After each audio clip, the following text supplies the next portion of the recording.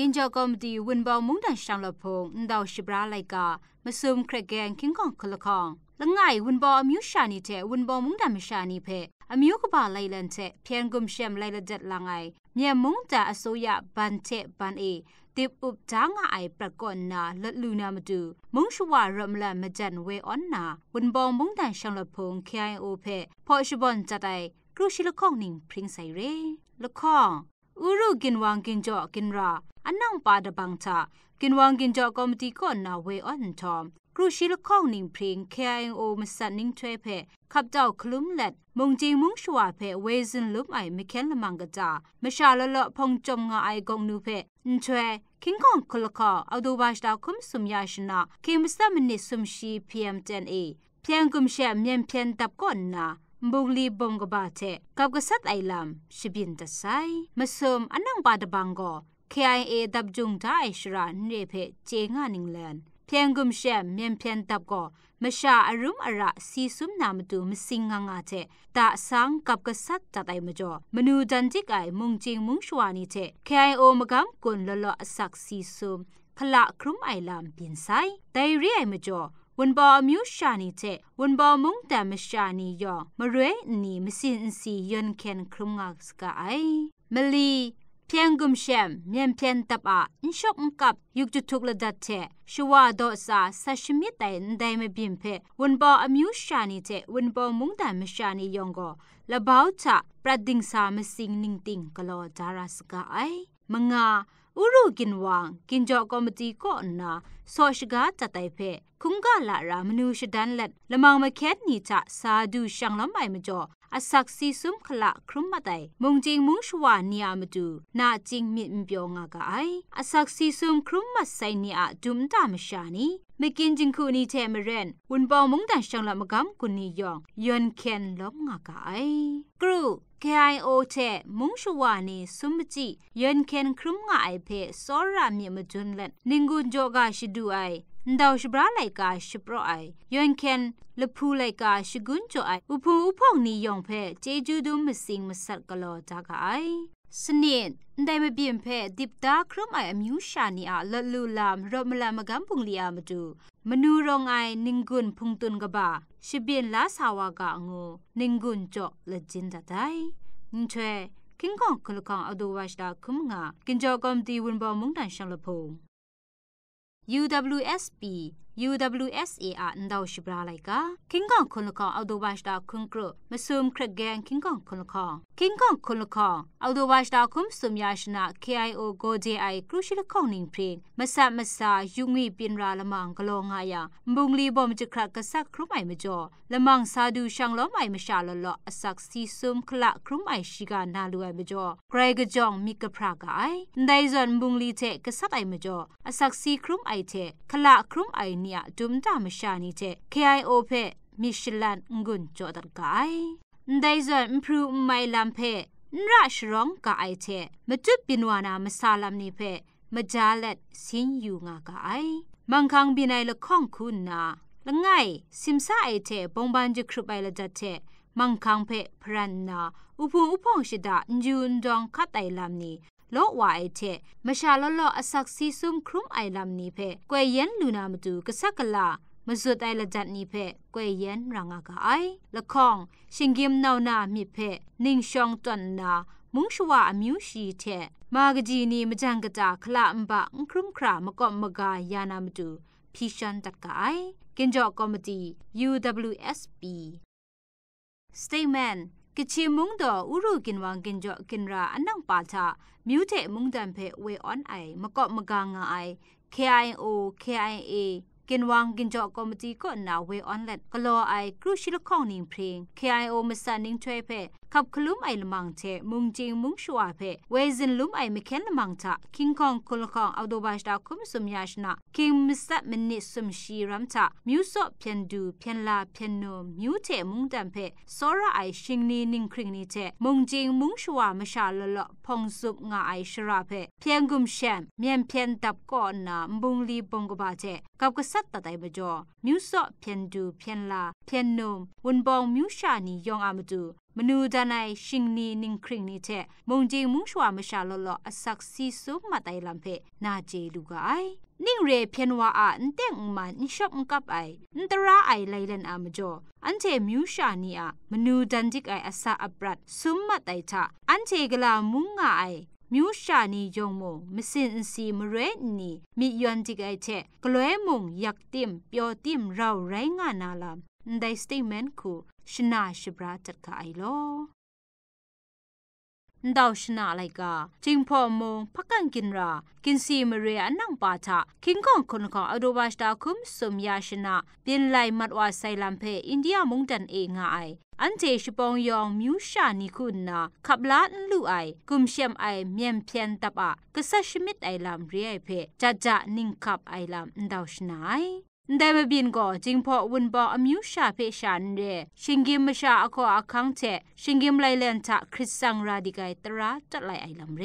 มุงจิงมุงชวาเพมาดุงตันนาสัชมิดไอลำเพียมาจัมบินไอชรันเรไอก็บุงลีเทบอมจิกรัดไอลำก็มุงกันอาเพียนตราเพจัดไลไอลำเรตราหลังไอลำชิงกิมอโคอาคังเพจัดไลไอลำมาคราเพอันเจอินเดียมุงเองไอสปองยองอมิวชานิก่อนนานิ่งขับไอเทเต็งมันตรารับราไอลำเพมาไทยชิบรอยาลูนามดูได้ไลกาเพชิบรอจัดไอครัสุมมัดวาไซมุงดันอามกำกุนไอนิงโบนิงลานียุงวีนิงคริงนี้เทมุงเบรมชานีเทเรายอนเคนงากาไอ Kachin Alliance October 24, 2022 A statement of condemning the Hpakant massacre. Kachin Alliance strongly condemned the Kop regime's airstrike in Anang Pa N on October 23, 2022 around 8:30 p.m. local time. The airstrike targeted a public cultural event commemorating the founding of the Kachin Independence Organization KIO and killed scores of civilians including Kachin artists, businessmen and local leaders and local KIO leader and injured many more. In the aftermath of the massacre, families were scrambling to obtain news about their loved one due to prolonged internet blackout in Hpakant. We are also concerned to launch the reports of the blocking of medical access to victims of the massacre. We are extremely saddened by the loss and suffering of innocent life. We pay tribute to the commitment and sacrifice of those who were slain in this brutal and deliberate attack. Our sincere condolences to the families and loved ones of the victims. You are in our thoughts and prayers. The Kop regime is leader men online and their collaborators will be held responsible for this heinous crime. Peace in Burma is not possible without annihilation of the Kop regime, one and for all. We call upon the international community to end the policy of muted response to take serious action against the terrorist regime, which has committed every known war crime against the people of Burma. Kachin Alliance, Washington, D.C.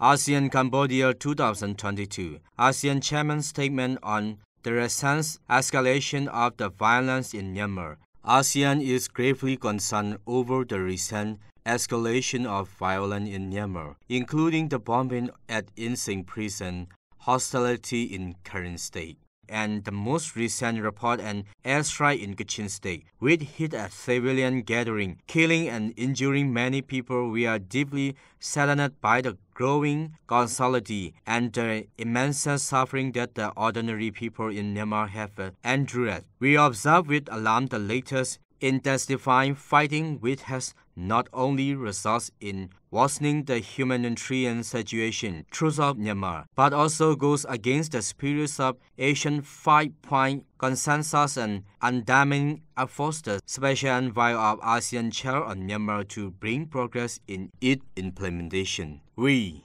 therefore, strongly urge utmost restraint and immediately cessation of violence. We urgently call on all parties concerned, in particular one with significant power on the ground, to take constructive action to enable a process of inclusive and constructive dialogue, and to shape a peaceful solution and national reconciliation in Myanmar, and for the sake of peace, security, and stability in the region. National Socialist Council of Nagaland Chairman. To the Chairman, Central Committee Kachin Independence Organization KIO. Dear Chairman, it is with immense shock and disbelief the NSCN and the Naga people launch of the barbaric air attack by the Myanmar military on the KIO. The innocent Kachin people as your organization celebrate their 62th foundation anniversary on 2022 October 23. This houseless attack against an armed civilian is unacceptable and deserves strongest condemnation by the world. Such brutality by the Myanmar military has once again shown in ruthless disregard for civilian life which attack on humanity. The NSCN and the Naga people offer our appeal to all the victims of the barbaric attack and extend our heartfelt condolences to the brave family. We also pray for the early recovery for all those injured in the attacks. We stand in solidarity with the KIO and our Kachin brethren at this difficult moment of pain and grief. Yungwi.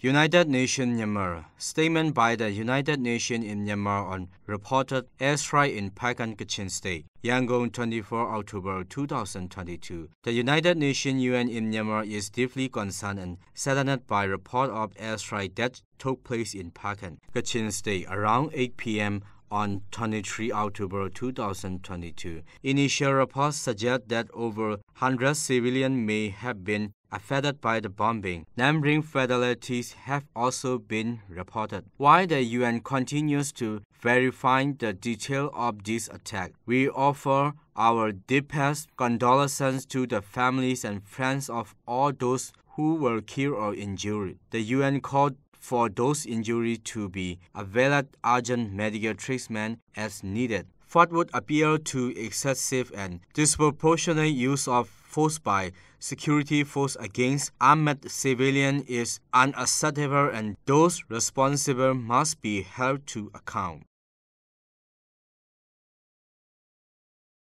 Munghpawm Myanma Kachin National Consultative Assembly. The statement, 8:30 p.m. 23 October 2022. The target in Ginsi Anang Pa N is shocking and horrifying during the prayer service and the concerns. Armed civilians were brutally and inhumanly attacked with airstrike bombing. The victims of these offensive and brutal attacks are the artists, entrepreneurs, and the sellers. So far in the records, there are 54 deaths and over hundreds injuries. It grieves us to see the pains and suffering of the victim and their family. We strongly condemn such horrific and brutal attack upon armed civilians and urgent to case any terrifying and vicious attack. May the peace and comfort from God be upon the families of the dead. Kachin National Consultative Assembly. Central Committee,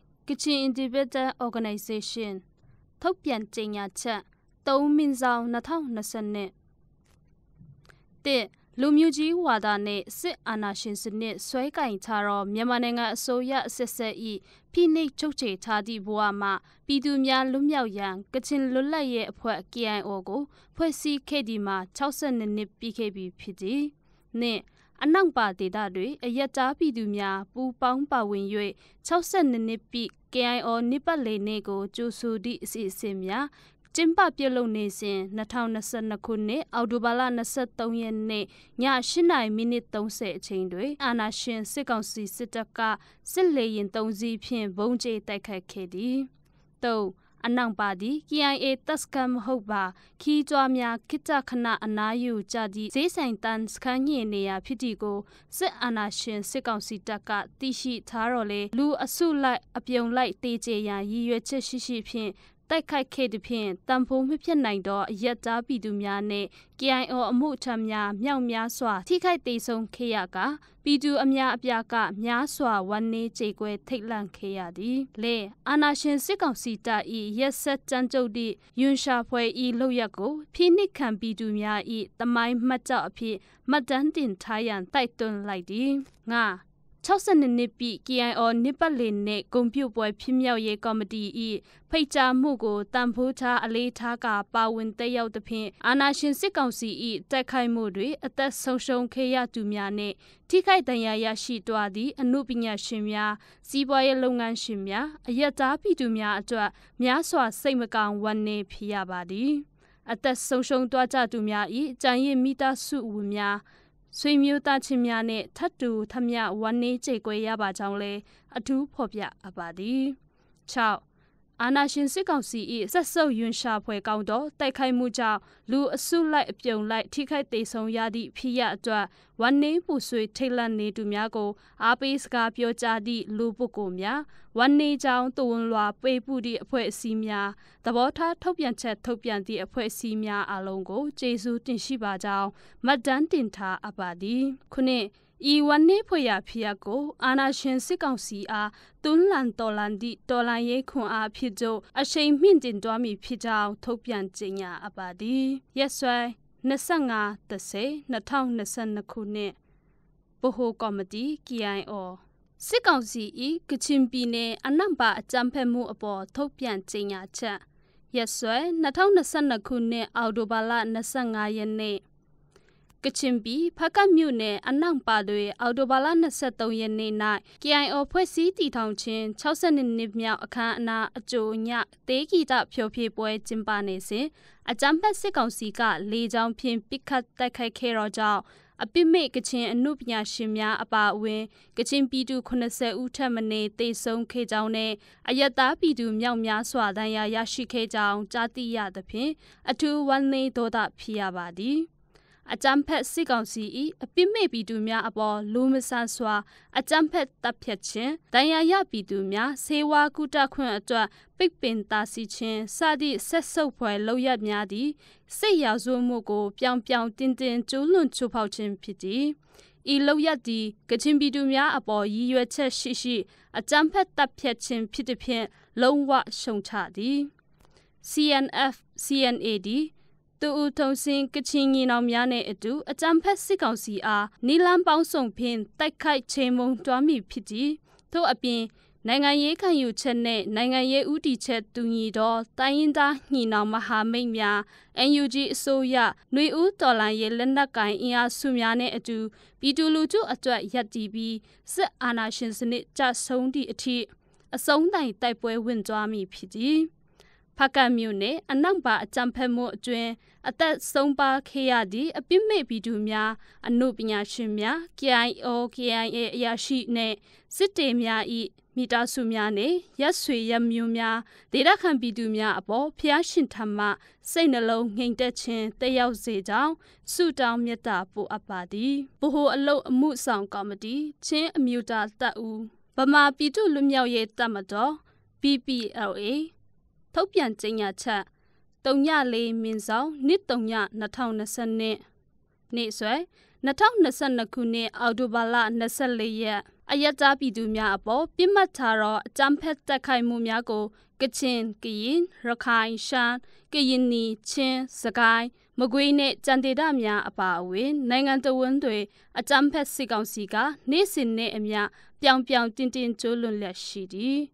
2022ခုနှစ်အောက်တိုဘာလ23ရက်ညအချိန်တွေလေကချင်ပြည်ဖကတ်မြို့နယ်အနောက်ပါဒေသတွေ62နှစ်ပြည့်ကချင်လွတ်လပ်ရေးအဖွဲ့ KIO နဲ့အထိမ်းအမှတ်အကြိုဂီတဖျော်ဖြေပွဲပြုလုပ်နေစဉ်အကြမ်းဖက်စစ်ကောင်စီတပ်၏လေရင်ဖြင့်ဘုံကျဲတိုက်ခိုက်မှုကြောင့်ကချင်ပြည်သူ90ကျော်သေဆုံးခဲ့ရပြီးလူအများအပြားထိခိုက်ဒဏ်ရာရရှိခဲ့ခြင်းနဲ့ပတ်သက်၍ဗမာပြည်သူ့လူမျိုးရေးတပ်မတော် BPLA အနေဖြင့်ကချင်လွတ်လပ်ရေးအဖွဲ့ KIO နဲ့တကွကချင်ပြည်သူလူထုတရက်လုံးနဲ့အတူထပ်တူဝန်းနေကြေကွဲရပါသည်အဆိုပါလူမဆန်သောစစ်ရာဇဝမှုကိုကျူးလွန်သည့်ဖက်စစ်အကြမ်းဖက်စစ်ကောင်စီကို BPLA ကအပြင်းထန်ဆုံးဆန့်ကျင်ရှုတ်ချပါသည်စစ်ရာဇဝမှုများလူသားမျိုးနွယ်အပေါ်ကျူးလွန်သောပြစ်မှုများနဲ့ဂျီနိုဆိုက်ပြစ်မှုများကိုကျူးလွန်နေခဲ့သောဆက်လက်ကျူးလွန်နေသောအကြမ်းဖက်စစ်ရာဇဝကောင်များနဲ့စစ်ကောင်စီကိုပြစ်ဒဏ်ကင်းလွတ်ခွင့်မရှိစေဘဲတာဝန်ခံစေပြီးကျူးလွန်ခံရသူအယက်သားပြည်သူများအတွက်တရားမျှတမှုကိုပြန်လည်ဆောင်ကျဉ်နိုင်ရန်အတူတကွကြိုးစားကြရမည်ဖြစ်သည်ဗ မာပြည်သူလူမျိုးရဲ့တမတော် BPLA အနေဖြင့်အာဏာရှင်စနစ်ပုံစံအလုံးနဲ့လူမျိုးကြီးဝါဒတပ်ဖြဲရဲ့ Federal Democracy ပြည်ထောင်စုတည်ထောင်ရဲ့အတွက်တောင်ပေါ်မြုပ်ပြအနှံရှိဖိနှိပ်ခံပြည်သူများမဟာမိတ်များနဲ့အတူလက်တွဲ၍တိုက်ပွဲဝင်ကြမည်ဖြစ်ပါသည်ကိုကေရေယုံဗမာပြည်သူလူမျိုးရဲ့တမတော် BPLA ပြည်သူ့ကာကွယ်ရေးတမတော်ထုတ်ပြန်ကြေညာချက်ရက်စွဲ2022ခုနှစ်အောက်တိုဘာလ24ရက်ကချင်လွတ်လပ်ရေးတမတော် KIA တပ်မဟာ9နေမြေဖကန့်တွေအောက်တိုဘာလ25ရက်နေ့၌ကြာရောက်သော60နှစ်ပြည့် KIO အထိမ်းအမှတ်နေ့အဖြစ်အောက်တိုဘာလ23ရက်နေ့ည8:30မိနစ်30အချိန်ခန့်တွင် KIA တပ်မဟာ9အနန့်ပါဒေသတွင်တေးဂီတဖျော်ဖြေပွဲပြုလုပ်နေစဉ်အကြမ်းဖက်စစ်ကောင်စီတပ်မှတိုက်လေရင်3စီးဖြင့်ဘုံကျဲတိုက်ခိုက်ခဲ့သည့်အတွက်ကချင်အနုပညာရှင်များနဲ့ပြည်သူများအပြားသေဆုံးခဲ့ရမှုအပေါ်ကျွန်ုပ်တို့စင်ဖြူစစ်ကြောင်းအနေဖြင့်ပြည်သူတရက်လုံးနဲ့ထပ်တူထပ်မျှဝမ်းနည်းကြေကွဲရပါသည်မြန်မာနိုင်ငံကိုစစ်အာဏာသိမ်းယူပြီးကတည်းကပြည်သူများအပေါ်အကြမ်းဖက်လုပ်ရများကိုယင်းနဲ့အမျှခံစားခဲ့ကြရပြီးဖြစ်ပါသည်ရင်ဆိုင်တိုက်ပွဲများတွေလည်းပြည်သူကိုအလေးမထားဘဲအားတာချက်ရှိသည့်လေရင်ကိုအုံပြု၍ကျေးရွာတွေတော့မကသာသနာအဆောက်အဦတွေပါမကြမ်းဘုံကျဲတိုက်ခိုက်လျက်ရှိပါသည်စစ်စီကံဥပဒေကိုလုံးဝလေးစားလိုက်နာခြင်းမရှိပြည်သူကိုနှိပ်စက်ညှဉ်းပန်းတပ်ဖြတ်နေသည်ကိုတိုင်သားပြည်သူတရက်လုံးကအာဏာသိမ်းစစ်ကောင်ဆောင်မင်းအောင်လှိုင်၏အကြမ်းဖက်စစ်တပ်ကိုဘုံရန်သူအဖြစ်စီလုံးညင်ညစ်စွာတွန်းလှန်တိုက်ခတ်ချိန်မုံတုတ်တင်ကြရမည်ဖြစ်ပါသည်မိမိတို့၏စီလုံးညင်ညစ်စွာတွန်းလှန်မှုကမတရားသဖြင့်အာဏာသိမ်းယူထားသောစစ်ကောင်စီကိုလုံးဝချုပ်ငြိမ်းစေမှာဖြစ်ပါသည်သူဖြစ်ပါ၍စစ်မှန်သောဒီမိုကရေစီစနစ်ပေါ်ထွန်းလာရေးနဲ့အကြမ်းဖက်စစ်အာဏာရှင်လုံးဝချုပ်ငြိမ်းရေးအတွက်ကျွန်ုပ်တို့စင်ဖြူစစ်ကြောင်းဒီပြည်သူနဲ့အတူဆက်လက်တိုက်ပွဲဝင်ကြမည်ဖြစ်ပါကြောင်းနဲ့ဖက်ကအကြမ်းဖက်ခံရမှုအတွက်ပြည်သူတရက်လုံးနဲ့အတူထပ်တူထပ်မျှဝမ်းနည်းရပါကြောင်းထုတ်ပြန်ကြေညာအပ်ပါသည်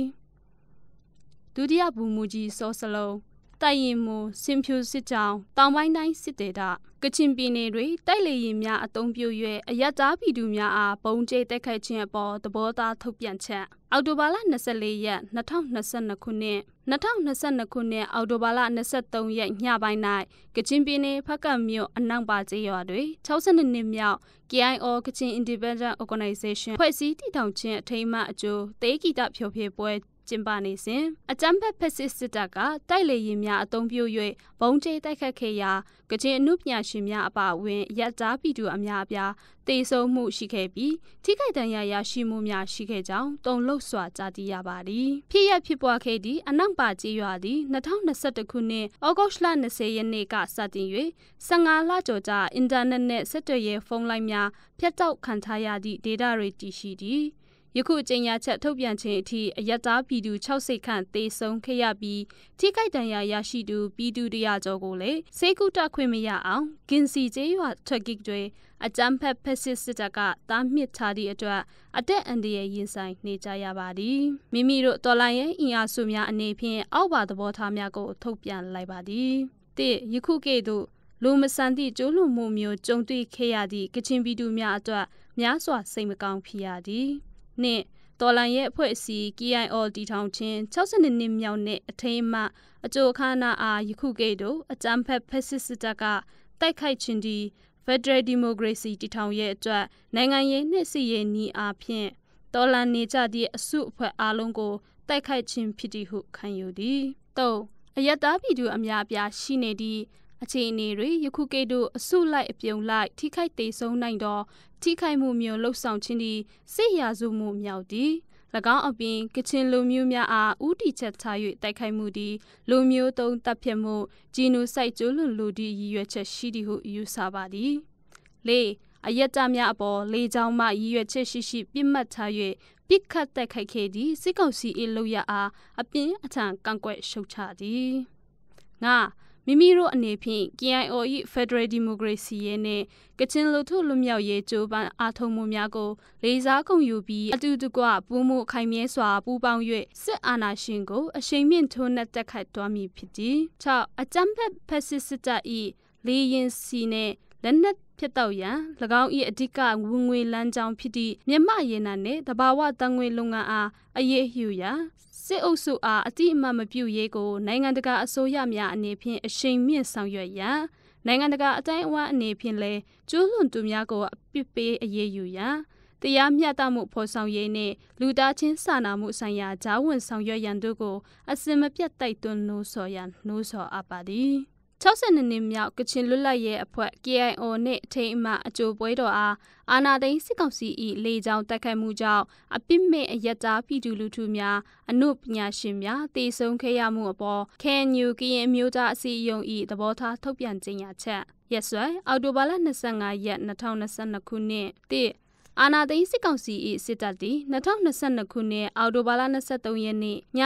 8:30နာရီခွဲကျော်အချိန်တွင်ကချင်ပြည်နယ်ဖားကတ်မြို့နယ်အနောင်ပါတွင်ပြုလုပ်ကျင်းပနေသည့်ကချင်လွတ်လပ်ရေးအဖွဲ့ KIO ဖွဲ့စည်းတည်ထောင်ခြင်း62နှစ်မြောက်အထိမ်းအမှတ်အကြိုတေးဂီတဖျော်ဖြေပွဲပြုလုပ်ကျင်းပနေစဉ်ဂျက်တိုက်လေယာဉ်3စင်းဖြင့်လေကြောင်းတိုက်ခိုက်ပုံကျဲခဲ့တဲ့ဖြင့်အပြစ်မဲ့အယက်သားပြည်သူလူထုများအနုပညာရှင်များ80ကျော်ခန့်တည်ဆုံခဲ့ကြရပြီးထိခိုက်ဒဏ်ရာရသူ100ကျော်ကိုလည်းစေကုတခွင့်မရရှိအောင်ကင်းစီကျေးရွာတွေပိတ်ဆို့တားမြစ်သည့်အတွက်အသက်သေဆုံးမိအန်ဒီရဲများနဲ့ရင်ဆိုင်နေရကြောင်းကြားသိရပါသဖြင့် KNU ကရင်အမျိုးသားအစည်းအရုံးအနေဖြင့်ကြံရစ်သူမိသားစုနဲ့တော်၎င်းကချင်ပြည်သူတရက်လုံးနဲ့တော်၎င်း KIO ကချင်လွတ်လပ်ရေးအဖွဲ့နဲ့ထပ်တူဝန်းနေကြေကွဲရပါသည်နဲ့အာနာသိန်းစစ်ကောင်စီတီတေးဂီတပွဲအားလူအများငိမ့်ချမ်းစွာစုဝေးဆင်နွှဲနေချိန်တွင်ရက်ဆက်ကြမ်းကြုတ်စွာလူတားမဆန်စွာဖြင့်ရည်ရွယ်ချက်ရှိအစီအစဉ်ရှိဖြင့်အစုလိုက်အပြုံလိုက်ဘုံကျဲတိုက်ခတ်တပ်ဖြတ်ခြင်းသည်လူသားမျိုးနွယ်စုအပေါ်ကျူးလွန်သည့်ရာဇဝတ်မှုနှင့်အယက်သားများကိုပြစ်မှတ်ထားတိုက်ခတ်မှုကြောင့်စစ်ရာဇဝတ်မှုမြောက်ကြောင်းတည်ခံလျက်ရှိသည်အာနာသိန်းစစ်ကောင်စီသည်စနစ်တကျကျူးလွန်သည့်စစ်ရာဇဝတ်မှုများအတွက်တာဝန်ရှိပြီးကျူးလွန်ခံရသူအပြစ်မဲ့ပြည်သူလူထုများအတွက်လည်းတရားမျှတမှုကိုရရှိရန်တောင်းဆိုပါသည်အာနာသိန်းစစ်ကောင်စီသည်ပြည်တွင်းစစ်ကိုအသုံးမပြုရဟုပိတ်ပင်ကြားမြစ်ထားသည့်စစ်စင်ရဲသုံးစစ်ဂျက်လီရင်များဖြင့်တော်လန်ရဲအဖွဲ့အစည်းများအယက်သားပြည်သူလူထုများဟူ၍ခွဲခြားမှုမရှိဘဲရန်ငါစီးချလက်ငါနှင့်မတူရန်တူဟူ၍တိမ်ကျုံတက်မှတ်ကပြစ်မှတ်ထားဘုံကျဲတိုက်ခိုက်သည့်လုံရက်သည့်စစ်ရာဇဝတ်မှုဝါခရန်အားကျူးလွန်ခြင်းဖြစ်သည်နိုင်ငံတကာအစိုးရများနှင့်နိုင်ငံတကာတရားရေးဆိုင်ရာရန်တရားများကလည်းဤသို့သောနိုင်ငံတကာလူသားချင်းစာနာထောက်ထားသည့်ဥပဒေများကိုပြောင်တင်းကျူးလွန်သူနှင့်အမိန့်ပေးစေခိုင်းသည့်အာဏာသိမ်းစစ်ကောင်စီအားတာဝန်သိစွာဖြင့်ပြစ်ဒဏ်ပေးအရေးယူဆောင်ရွက်ရန်တောင်းဆိုသည်အာဏာသိမ်းစစ်ကောင်စီသည်ပြည်သူများတို့အားပြစ်မှတ်ထားတိုက်ခတ်နေခြင်းသည်၎င်းတို့အာဏာဆက်လက်ဆုပ်ကိုင်ရေးကိုသာပြုလုပ်နေသည့်အတွက်စစ်တပ်အပေါ်ယွန်ရှာနာကြီးမုံတီးမှုများကိုသာပုံမဖြစ်ပေါ်စေပြီးမိမိပြည်သူအားပြန်လည်တပ်ဖြတ်နေသည့်စစ်တပ်အားတိုင်းရင်းသားပြည်သူတရက်လုံးကပုံမစီလုံးညှိရစွာအတူတကွဝိုင်းဝန်းဆန့်ကျင်မှုပြုကြရန်လိုအပ်ပါသည်အာနာသိန်းစစ်ကောင်စီဤသို့သောလောက်ရများသည့်ပြည်တွင်းစစ်အားပုံမနဲ့ဆိုင်စွာဖြစ်ပေါ်ရေးသို့တွန်းပို့နေသည့်နိုင်ငံ၏အလုံးစုံပြတ်တုံရေးသို့ဦးတည်နေသောလှုပ်ဆောင်ချက်များဖြစ်ပါသည်ထို့ကြောင့်တိုင်းသားပြည်သူလူထုတရက်လုံးအနေဖြင့်ဤသို့သောအာဏာသိမ်းစစ်ကောင်စီ၏လူမဆန်သည့်လုပ်ရက်အားဝိုင်းဝန်းဆန့်ကျင်ပြီးစစ်အာဏာရှင်စနစ်အမြင့်ပြည့်ရေးတွေပုံမပါဝင်တိုက်ပွဲဝင်ရန်ကိုလည်းတိုက်တွန်းပါသည်မိမိတို့ KNU ကရင်မျိုးသားအစည်းအရုံးအနေဖြင့်62နှစ်မြောက်ကချင်လွတ်လပ်ရေးနေ့တွေကချင်ပြည်သူလူထုတရက်လုံးနဲ့အတူထပ်တူထပ်မျှအထူးဝမ်းနည်းကြေကွဲရပြီးအပြစ်မဲ့လက်နက်မဲ့အယက်သားပြည်သူများတို့အားတပ်ဆွမ်းတ၍အခါအကွယ်ပေးမှုများကိုစတတံပိုလှုပ်ဆောင်ပေးကြမည်ဖြစ်ပြီးမဟာလူမျိုးကြီးဟွာသားနဲ့အာဏာရှင်စနစ်အပြီးပိုင်ချုပ်ငိမ့်စေရဲ့အတွက်တော်လန်တူအင်အားစုများအားလုံးနဲ့အတူတိုက်ပွဲဝင်ကြမည်ဖြစ်ကြောင်းထုတ်ပြန်လိုက်ပါသည်ဗဟိုအလုပ်အမှုဆောင်ကော်မတီ KNU ကရင်အမျိုးသားအစည်းအရုံးရက်စွဲ2022ခုနှစ်အောက်တိုဘာလ24ရက်သို့ဥက္ကဋ္ဌကချင်လွတ်လပ်ရေးအဖွဲ့ KIO လိုင်ဇာမြို့အကြောင်းအရာအထူးဝမ်းနည်းကြောင်းတဝန်လွှာပေးပို့ခြင်း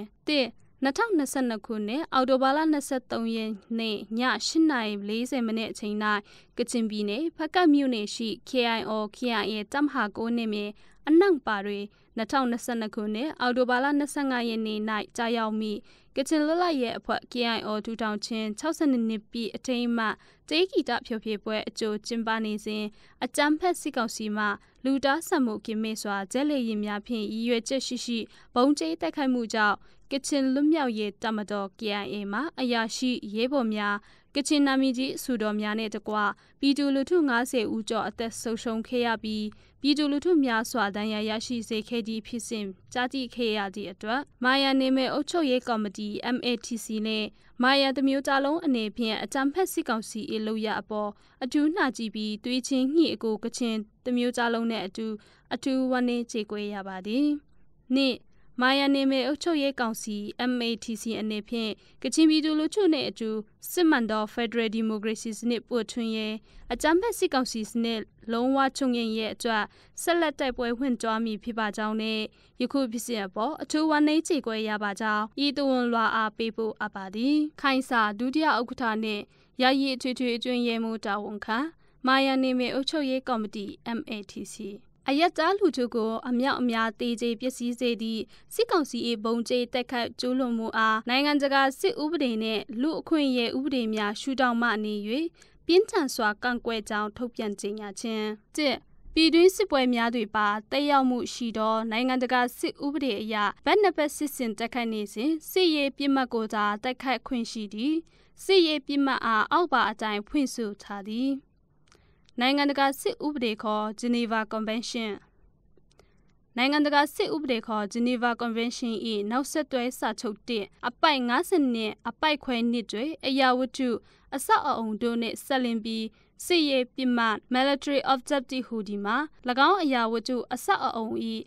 တဘာဝအရာတော်၎င်းတည်နေရာအရာတော်၎င်း၎င်း၏အရွယ်ချက်အရာတော်၎င်းတို့မဟုတ်အတုံးချပါကစစ်ရေးလှုပ်ရှားမှုကိုထိရောက်စွာအကျိုးပြုနိုင်ခြင်းရှိရမည်သူအရာဝတ္ထုအဆောက်အအုံအားအလုံးစုံတော်၎င်းတစိတ်တပိုင်းတော်၎င်းဖြစ်စီပြပါကဒုတိမဟုတ်တိမ့်ပိုက်ပါကဒုတိမဟုတ်ဖြိုချဖြစ်စီလိုက်ပါကအဆိုပါအချိန်အတော်တွင်တိကျသည့်စစ်ရေးအသာစီရမှုရှိနေရမည်ဖြစ်သည်လေကြောင်းတိုက်ပွဲများဆိုင်ရာဟိတ်စီမင်း1923လေကြောင်းတိုက်ပွဲများဆိုင်ရာဟိတ်စီမင်း၏အပိုက်24အပိုက်ခွဲ1တွေဖော်ပြထားသည်မှာလေကြောင်းမှဘုံကျဲတိုက်ခိုက်ရာတွင်စစ်ရေးပြစ်မှတ်ကိုဦးတည်တိုက်ခိုက်မှသာလျှင်တရားဝင်ဖြစ်သည်ဆိုလိုဒီမှာပြစ်မှတ်တစ်ခုကိုတိုက်ခိုက်ပျက်စီးအောင်ပြုလုပ်ရာတွင်ပြုလုပ်သည့်အဖွဲ့အတွက်တိကျသေချာသည့်စစ်ရေးအကျိုးအမြတ်ရှိနေရမည်ဖြစ်သည်နှင့်စစ်လေရင်ဖြင့်ဘုံကျဲတိုက်ခိုက်ရာတွင်စစ်ရေးပြစ်မှတ်ကိုတိုက်စေဦးဘုံဤကြာရောက်ပောက်ကွဲမိနေရနှင့်အယက်သားလှူထုများရှိနေမိနေရာကိုတွက်ချက်ရသည်စစ်ရေးပြစ်မှတ်ကိုတိုက်ခိုက်သောဘုံဤပြင်အားကြောင့်ပြန်ထွက်သွားမည်အကွာအဝေးနှင့်ရာတွင်အယက်သားလူထုရှိနေလျင်အဆိုပါစစ်ရေးပြစ်မှတ်ကိုတိုက်ခိုက်ခွင့်မရှိ3စစ်ကောင်စီ၏အော်တိုဘာလ23ရက်ညကချင်ပြည်နယ်ဖကတ်မြို့နယ်အနံပါကျေးရွာတွင် KIO အထိမ်းအမှတ်နှင့်အကျိုးလူထုအခမ်းအနားကျင်းပနေစဉ်လေရင်ဖြင့်ဘုံကျဲတိုက်ခိုက်မှုကြောင့်တေဆုံးဒဏ်ရာရသူရာဂဏန်းနီးပါးရှိခဲ့သည်အယက်သားလူထုများသည့်အခမ်းအနားပြုလုပ်သည့်အဆိုပါနေရာသို့စစ်ကောင်စီ၏ဂိတ်စခန်းကိုဖျက်၍တွားရောက်ရသည့်နေရာဖြစ်၍စစ်ကောင်စီတပ်အနေဖြင့်အယက်သားလူထုများရောပြွန်လက်ရှိကြောင်းတီးပါလျက်နှင့်စစ်ရေးပြစ်မှတ်အလင်းမဟုတ်ဒီကိုတိုက်ခိုက်ခဲ့ခြင်းဖြစ်ကြောင်းစစ်ရာဇဝမှုကိုအတိအလင်းကျိုးလွန်ရာရောက်သည်ထို့အပြင်အဆိုပါတပ်ဖြတ်မှုအားတနိုင်ငံလုံးကိုအကြောက်တရားဖန်တီးသည့်အခြေအနေကိုတက်ရောက်စေရအတွက်ကြေပြန့်ပြန့်နှင့်စနစ်တကျကျူးလွန်ခြင်းဖြစ်သည်ဖြင့်လူသားဆန့်ကျင်ပြမှု crime against humanity လေးမြောက်သည်ဂျက်လေယာဉ်များဖြင့်ဘုံကျဲတိုက်ခိုက်မှုသည်အောက်ခြေတပ်ဖွဲ့တစ်ခုခုက၎င်းတို့၏သဘောဆန္ဒတသက်များဖြင့်ကျူးလွန်ခြင်းမဟုတ်ကာကွယ်ရေးဦးစီးချုပ်၏အမိန့်တို့မဟုတ်အတည်ပြုချက်ဖြစ်တာစစ်စင်ရေးဆောင်ရွက်ရသည်စစ်ကောင်စီ၏တည်င်းထုတ်ပြန်ချက်အရဤစစ်စင်ရေးကိုကာကွယ်ရေးဦးစီးချုပ်ရုံးကနေတိုက်ရိုက်အစီအစဉ်တကျဖော်ဆောင်ခြင်းဖြစ်သည်ကိုတွေ့ရသည်တို့ဖြစ်၍ဤနိုင်ငံတကာရာဇဝတ်မှုကြီးနှစ်ခုအတွက်မင်းအောင်လှိုင်ကောင်းဆောင်သည့်ထိပ်ပိုင်းစစ်အရာရှိကြီးများအားလုံးတွင်ပထမဆုံးအနေဖြင့်တိုက်ရိုက်တာဝန်ရှိသည်ယင်းတို့သောအဆိုးဝါးပြင်းထန်လွန်းသည့်နိုင်ငံတကာပြစ်မှုကြီးများကိုအဆက်မပြတ်ကျူးလွန်နေသောစစ်အာဏာရှင်များအားဥပဒေစိုးမိုးရေးအခြေခံအရပြစ်မှုကျူးလွန်သူအပြစ်ပေးကာတရားမျှတမှုရှာဖွေရမည် substantive justice မှုကိုပြပြတသားကင်ဆွဲလက်မြောက်လိုင်းနဲ့အပေါင်းပါစစ်ကောင်းဆောင်များအားအရေးယူအပြစ်ပေးနိုင်ဖို့ကြိုးပမ်းဖော်ဆောင်ရာနိုင်ငံတကာနှင့်ပြည်တွင်းအင်အားစုများအားလုံးတွေတာဝန်ရှိပါသည်6တနိုင်ငံလုံးအပြည့်ရက်စာချုပ်ကိုအခြေပြု၍ဖြစ်စေအခြေမပြုပဲဖြစ်စေစစ်ကောင်စီနှင့်အပြည့်အခက်ရစည်းမှုကိုပုံသဏ္ဍာန်မျိုးစုံဖြင့်အကောင့်အထည်ဖော်ခဲ့ကြသည် တိုင်းရင်းသားခုခံစစ်စင်ရဲ့အဖွဲ့အစည်းတချို့နဲ့စစ်ကောင်စီကဦးစီးကျင်းပမိ2023ခုနှစ်ရွေးကောက်ပွဲဒီ2008ဖွဲ့စည်းပုံကူတာပြန်လည်အသက်တွင်ပြီးစစ်အာဏာရှင်စနစ်ဆက်လက်တည်မြဲတွားလိမ့်မည်ဟူဒီကိုသိရှိပါလျက်နဲ့ရွေးကောက်ပွဲဝင်ရန်ပြင်ဆင်နေကြသည့်နိုင်ငံရေးပါတီများအဓိကအားဖြင့်ဗမာပြည်ကွန်မြူနစ်ပါတီထံမှအာဏာသိမ်းကဖွဲ့စည်းပေါ်ပေါက်လာသည့်ဝပြည်သွေးစည်းညွညွတ်ရေးပါတီတို့သည်လည်းယခုကဲ့သို့သောစစ်ကောင်စီကအလားတူဆန့်ကျင်ကြိုးလွန်မှုများကိုပြောင်ပြောင်တင်းတင်းထူဖောက်နေမှုတွေတာဝန်ရှိပါသည်ခုနှစ်အဆိုပါအင်အားစုများအားလုံးသည်မိမိတို့၏ရည်တည်ချက်များကိုပြန်လည်သုံးသပ်ကာဥပဒေစိုးမိုးရေးအခြေခံကိုအတိအကျကင်ဆွဲပြီးနိုင်ငံတကာအဆင့်ပြမှုကြီးများအဆက်မပြတ်ကျိုးလွန်လျက်ရှိသောမင်းအွန်လိုင်းနဲ့ထိပ်ပိုင်းစစ်ကောင်းဆောင်များအားဖမ်းဆီးပြီးနိုင်ငံတကာတရားရုံးများတွင်တင်သွင်းအရေးယူနိုင်ရေးအတွက်စုပေါင်းကြိုးပမ်းကြရန်တိုက်တွန်းအပ်ပါသည်ဥပဒေအထောက်အကူပြုကွန်ရက်ရက်စွဲအော်တိုဘာလ25ရက်2022ခုနှစ်ကချင်ပြည်နယ်ဖားကတ်မြို့နယ်အနောက်ပါတွင်အရက်ကြားပြည်သူများအားဦးတီကတိုက်လေရင်ဖြင့်ဘုံကျဲတိုက်ခိုက်မှုအပေါ်သဘောထားထုတ်ပြန်ချက်2022ခုနှစ်အောက်တိုဘာလ25ရက်2021ခုနှစ်ဖေဖော်ဝါရီလ1ရက်နေ့တိုင်းပြည်အာဏာကိုစစ်ကောင်စီတပ်မှသိမ်းယူပြီးတဲ့နောက်ပိုင်းစစ်အာဏာသိမ်းမှုကိုစန့်ကျင်တော်ပြည်သူများအားစစ်ကောင်စီတပ်မှအကြမ်းဖက်နှိမ်နင်းခဲ့သည့်အပြင်အယက်သားပြည်သူများကိုဦးတည်ကာနီလန်းအမျိုးမျိုးဖြင့်တပ်ဖြတ်ခြင်းမြို့ရွာများကိုမိရှုဖြစ်စီခြင်းစသည့်စစ်ရောက်စုမှုများကိုကျိုးလွန်ခဲ့သည်နှင့်2022ခုနှစ်အောက်တိုဘာလ23ရက်နေ့ည8:40မိနစ်အချိန်တွင်ကချင်ပြည်နယ်ဖကတ်မြို့နယ်အနန့်ပါကျေးရွာ၌ကချင် Independent Organization KIO အထိမ်းအမှတ်နှင့်အကျိုးတေးဂီတဖြိုဖြေပွဲပြုလုပ်နေစဉ်စစ်ကောင်စီတပ်မှတိုက်လေရင်3စီးအုံပြု၍ပွဲခင်းအတွင်အယက်သားပြည်သူများကိုဦးတီကဘုံကျဲတိုက်ခိုက်မှုပြုလုပ်ခဲ့ခြင်းကြောင့်တေဆုံးသူ60ဦးခန့်ရှိခဲ့ပြီးဒဏ်ရာရရှိသူ100ကျော်ရှိခဲ့သည်3စစ်ကောင်စီတပ်၏အဆိုးလိုက်အပြုံလိုက်တပ်ဖြတ်မှုမတ်စကေတွင်အသက်ဆုံးရှုံးခဲ့ရသောပြည်သူလူထုများကချင်လူပညာရှင်များနှင့် KIO KIA စစ်တီများ၏ကြံရစ်သူမိသားစုများနှင့်အတူထပ်တူထပ်မျှဝမ်းနည်းကြေကွဲရပါသည်လေဤသို့အယက်သားပြည်သူများအပေါ်ပြစ်မှတ်ထားကာအဆိုးလိုက်အပြုံလိုက်တပ်ဖြတ်မှုမတ်စကေကိုပေါ်ပေါ်ချင်းချင်းကျွလွန်ခဲ့သောစစ်ကောင်စီတပ်၏လုပ်ရက်ကိုမိမိတို့KSYO အနေဖြင့်ပြင်းပြင်းထန်ထန်ကန့်ကွက်ရှုံချပါသည်ကချင် Substate Youth Organization KSYO 24အောက်တိုဘာလ2020နဲ့ဝန်နေချင်းနဲ့စစ်ကောင်စီ၏အကြမ်းဖက်တိုက်ခိုက်မှုကိုရှုံချခြင်းဖကတ်မြို့နယ်ကင်းစင်အနီးအနောက်ပါကျေးရွာ၌အော်တိုဘာလ23ရက်ည KIO နိပတ်လေအထိမ်းအမှတ်ပွဲကျင်းပနေစဉ်အကြမ်းဖက်စစ်ကောင်စီလေတပ်မှလူမဆန်ရက်ဆက်စွာဘုံကျဲတိုက်ခိုက်ခံရတော့ကြောင့်အသက်ဆုံးရှုံးရသောမိဘပြည်သူများအနုပညာရှင်များစီးပွားရေးလုပ်ငန်းရှင်များနဲ့ KIO KIA အမှုတပ်များအတွက်မိမိတို့များစွာထိခိုက်ယူကြုံမိရဖြစ်ရပါသည်ရန်သူအချင်းချင်းတက်ခိုက်သည့်စစ်မြေပြင်မဟုတ်ဘဲပြည်သူလူထုများစုဝေးနှိမ့်သည့်နေရာကိုလူမဆန်ရက်ဆက်စွာဘုံကျဲတက်ခိုက်သည့်မင်းအောင်လှိုင်နဲ့မြန်မာစစ်ကောင်းဆောင်များကိုအပြင်းအထန်ရှုံချပါသည်ဤစစ်ရာဇဝတ်မှုအတွက်တာဝန်အရှိဆုံးသူများအဖြစ်တာဝန်ယူရပါမည်နိုင်ငံတကာအဖွဲ့အစည်းများနဲ့အစိုးရများလည်းဤဖြစ်စဉ်နဲ့စစ်ကောင်စီ၏စစ်ရာဇဝတ်မှုများကိုလစ်လျူရှုမနေပဲအပြင်းအထန်ဝိုင်းဝန်းအရေးယူပေးကြရန်တိုက်တွန်းလိုပါသည်အသက်ပေးဆက်ခဲ့ရတော့အာဇာနည်များနဲ့ထိခိုက်ဒဏ်ရာရသူများအား WKC မှလေးစားဂုဏ်ပြုမှတ်တမ်းတင်အပ်ပါသည်ကြံရစ်သူမိသားစုများနဲ့ထိခိုက်ဒဏ်ရာရသူများအပေါ်အဖဖျားသခင်၏နှစ်သိမ့်ဆောင်မှခြင်းခံရပါစေကြောင်းဆုတောင်းအပ်ပါသည် World Kachin Congress Washington DC ရက်စွဲ2022ခုနှစ်အောက်တိုဘာလ25ရက်တည်င်းထုတ်ပြန်ချက်အမှ17/2020နဲ့ကချင်ပြည်နယ်ဖကတ်မြို့နယ်အနောက်ပါရှိတေးဂီတဖြိုဖြေပွဲကိုအကြမ်းဖက်စစ်ကောင်စီကလေးကြောင်းတိုက်ခိုက်ခဲ့မှုနဲ့ပတ်သက်၍သဘောထားထုတ်ပြန်ချက်2022ခုနှစ်အောက်တိုဘာလ23ရက်ည8:30မိနစ်30အချိန်တွင်ကချင်ပြည်နယ်ဖကတ်မြို့နယ်အနောက်ပါ၌ကျင်းပနေသည့် KIO နှင့်အထိမ်းအမှတ်တေးဂီတဖြိုဖြေပွဲသို့တရားမဝင်အာဏာသိမ်းစစ်ကောင်စီကတိုက်ခိုက်ရေးလေရင်3စီးအုံပြုကလေကြောင်းဖြင့်ရည်ရွယ်ချက်ရှိတိုက်ခိုက်ခဲ့ခြင်းကြောင့်နာမီကျော်ကချင်တိုင်းသားအမှုပညာရှင်များအပါအဝင်ပြည်သူ60ဦးထက်မနည်းသေဆုံးခဲ့ကထိခိုက်ဒဏ်ရာရခဲ့သူအများအပြားရှိကြောင်းသတင်းများအရသိရှိရသည့်အတွက်တေဆုံးဒဏ်ရာရသူများ၏မိသားစုဝင်များကချင်တိုင်းသားပြည်သူများနှင့်ထပ်တူဝမ်းနည်းကြေကွဲရပါသည်နှင့်ရင်းကဲ့သို့လူမဆန်သောတိုက်ခိုက်မှုသည်စကိုင်းတိုင်းဒီပေရင်မြို့နယ် และยกงเจียวชิสาดินจางด้วยปัญญาติอยู่ในรอลูมเมจางตาลุงเยมีอาปิมัดทาแต่ไข่เคตเกดูเปียอายะจ้าปีดูมีอาปอยีเวเชชิจูลุนชินพิจาวทินชาบาดเพียลูมิโอตตับเพียยายีเวดีสิยาซูโมโกอาจำเพสิกองสีกาอาจริงจูลุนเนชินพิบาดีโตမြန်မာနိုင်ငံဒေသအတီးတီးရှိလေကြောင်းတက်ခတ်ခံရမှုများနဲ့မီးရှို့ဖြစ်စည်းခံရမှုများအတွက်လည်းနစ်နာသူပြည်သူလူထုတရက်လုံး၏ဆုံးရှုံးနာကျင်ရမှုများအတွက်ထပ်တူဝန်နေကြေကွဲရပါကြောင်းနဲ့ကျိုးလွန်သူအကြမ်းဖက်စစ်ကောင်စီအားအပြင်းအထန်ကန့်ကွက်ရှုံချပါသည်လေမြန်မာနိုင်ငံဒီမိုကရေစီထွန်းကားရေးနဲ့ဖက်ဒရယ်ပြည်ထောင်စုတည်ဆောက်နိုင်ရေးတို့အတွက်ကြိုးပမ်းအားထုတ်နေသည့်တိုင်းရင်းသားပြည်သူလူထုများအားအင်းအားအလွန်အကျွံတုံအကြမ်းဖက်တပ်ဖက်မှုများကိုနေ့စဉ်ကျိုးလွန်နေသည့်အကြမ်းဖက်စစ်ကောင်စီကိုဖေရှားအရေးယူနိုင်ရဲ့အတွက်ကိုလာကြမကလုံခြုံရေးကောင်စီအပါအဝင်နိုင်ငံတကာအဖွဲ့အစည်းများကမ္ဘာကောင်းဆောင်များအနေဖြင့်မိမိတို့တိုင်းရင်းသားပြည်သူလူထုနှင့်တူပူးပေါင်းကူညီဆောင်ရွက်ပေးပါရန်မြစ်တာရက်ခံတိုက်တွန်းအပ်ပါသည်ဗဟိုအလုပ်ကော်မတီအမျိုးသားဒီမိုကရေစီအဖွဲ့ချုပ်ကချင်ဂျန်နာစတာ group အပြည့်အထန်ကန့်ကွက်ရှုံချမှု2020အောက်တိုဘာလ25ရက်